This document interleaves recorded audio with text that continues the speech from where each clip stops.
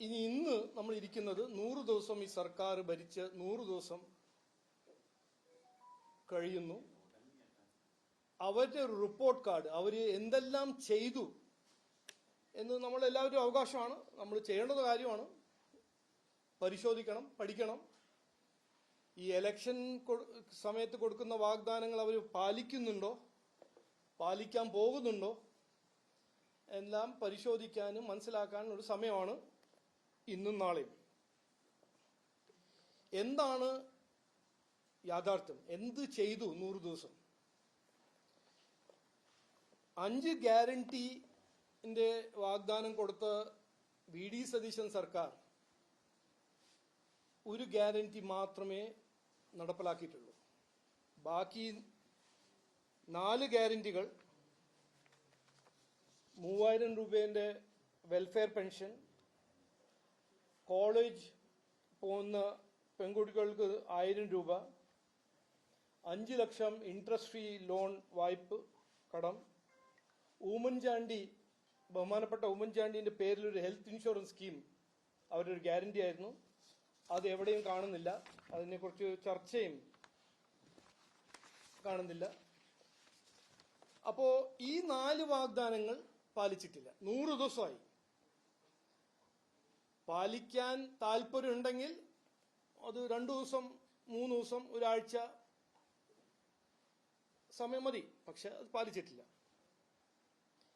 രണ്ടാമത്തെ കാര്യം, CPMന്റെ അഴിമതിന്റെ പേരിൽ ഒരു മാൻഡേറ്റ് കിട്ടി. ഇന്ത്യ അലയൻസിന്റെ ഭാഗമായ CPM, കോൺഗ്രസ് നയിക്കുന്ന ഇന്ത്യ അലയൻസിന്റെ ഭാഗമായ CPMന്റെ അഴിമതിന്റെ എതിരെ നടപടി എടുക്കും എന്ന് പറഞ്ഞ സർക്കാർ ഇന്ന് വരെ അത് എക്സാലോജിക് ആണോ, മെസ്സി സ്കാം ആണോ,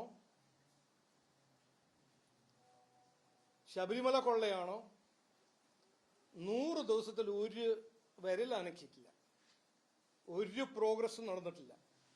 അപ്പൊ CPMന്റെ അഴിമതി മാറ്റും, CPMന്റെ അഴിമതിനെ കുറിച്ച് നടപടികൾ എടുക്കും എന്ന് വാഗ്ദാനം കൊടുത്ത സർക്കാർ 100 ദിവസം കഴിഞ്ഞിട്ട് റിപ്പോർട്ട് കാർഡിൽ മൊട്ടപൂജ്യം.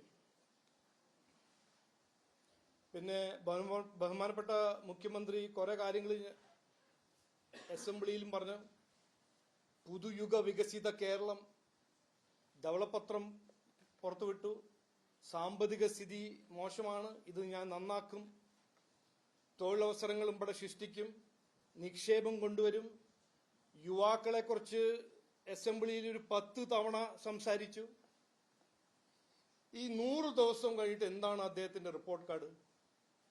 12,500 കോടിന്റെ കൂടുതൽ കടം. ഒരു ഒറ്റ പുതിയ നിക്ഷേപം വന്നിട്ടില്ല. ടാറ്റ ഷിപ്പ്യാർഡ് കൊണ്ടുവരും എന്ന് പറഞ്ഞൊരു ഫേക്ക് ന്യൂസ് അല്ലാണ്ട് ഒരു ഒറ്റ പുതിയ നിക്ഷേപം വന്നിട്ടില്ല. ഒരു പുതിയ തൊഴിലവസരങ്ങൾ സൃഷ്ടിക്കാൻ അദ്ദേഹത്തിന് സാധിച്ചിട്ടുണ്ടോ? അദ്ദേഹത്തിന്റെ സർക്കാർ സാധിച്ചിട്ടുണ്ടോ? 0. അപ്പോ മൂന്നാമത്തെ ഒരു വലിയ പ്ലാങ്ക്, മാറ്റം കൊണ്ടുവരും, നിക്ഷേപം വരും, തൊഴിലവസരങ്ങൾ സൃഷ്ടിക്കും, സാമ്പത്തിക സ്ഥിതി നന്നാക്കും എന്ന് പറഞ്ഞ സർക്കാർ 100 ദിവസം കഴിഞ്ഞാൽ നമ്മുടെ റിപ്പോർട്ട് കാർഡിൽ 0 അല്ല, -ആണ്.